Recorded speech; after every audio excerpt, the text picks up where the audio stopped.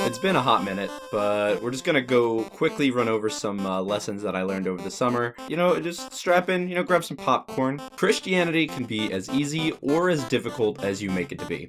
As an example, if God doesn't answer your prayer, you can either be depressed about it, or you can look at it as a fantastic opportunity to show him how much you still love him, even though he didn't answer the prayer. We've talked about it before, but a lot of people make their relationship with God more transactional, where it's like, I'll pray for this, and I'll love you as long as you answer it. First of all, very bold to say to the creator of the universe, that's yikes, not a great look. But also, that's just not fair to him either. That wouldn't be how you want to treat your significant other, right? Or a friend. So why on earth would that be any different for, again, the creator of the universe?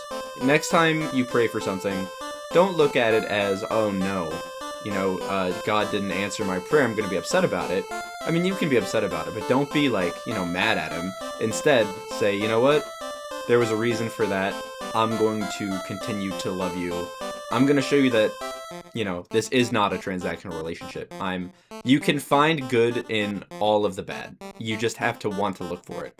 As a recent example, I got hacked over the summer, and rather than getting angry or upset about it, because that happened earlier this year and I got very upset, rather than getting upset this time, I actually got really excited because I realized that I didn't have any hostility towards that person. Whatever that person was going through, whoever stole money from me, I prayed for them. I just wanted something good to come out of this for them, So like I said, just looking for all of the good in a terrible situation, there's still plenty of good. As long as you have breath in your lungs, then you're doing fine. Just looking for the good and all the bad. As well as whenever you're, feeling down, look for blessings in your life, Every now and then you should count maybe at least 5 different things that God has given you that you should be thankful for. Obviously, there's the I woke up this morning, that's one. But try to go deeper than that. Try to really, really think what are you so happy about that you don't deserve and that God has absolutely blessed you for. Understand that God answers every single prayer. It just might not be in the way that you want it to be. Just because he answers every prayer does not mean that he gives us what we want, because what we want might not be what we need. And God knows what we need more than we know.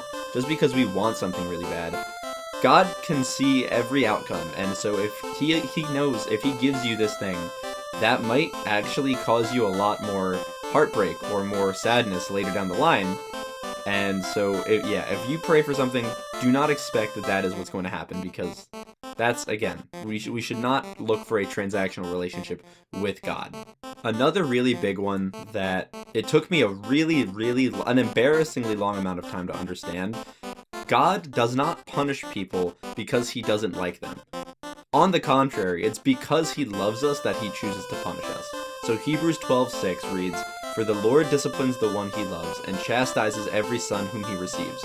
A good father will not just stand idly by and watch as his kids, devolve into drug abusers or murderers or whatever bad thing you want to put in for the situation. He goes out of his way and he punishes because he wants the best for us. How many times, look back right now on your life and think of a time that this might have happened, and you will see so many examples. Just because you're getting punished does not mean that God doesn't like you or love you or anything. It is because he loves us that he punishes us.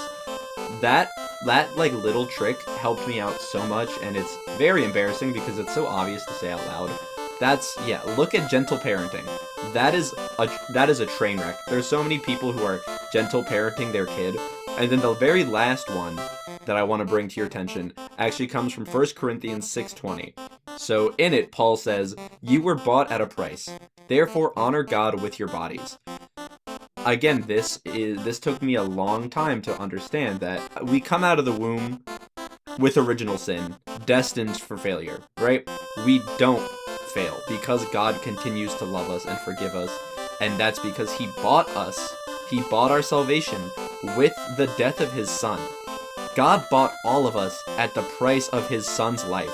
Yes, we have free will, and he gave us free will again because, and he wants us to pick him of our own free will. But just because we have it, in what world are we going to choose to do bad because we're like, oh, just because we can does not mean we should. And knowing that his own flesh and blood, his son, died for us, and that is the price, who are we to pick anything other than God, you know? Cool, yeah, that's all I got for now. We'll be resuming videos shortly. Just had to take a break after the summer. The summer was crazy, but yeah, good to be back. Glad to be back on the streaming platforms.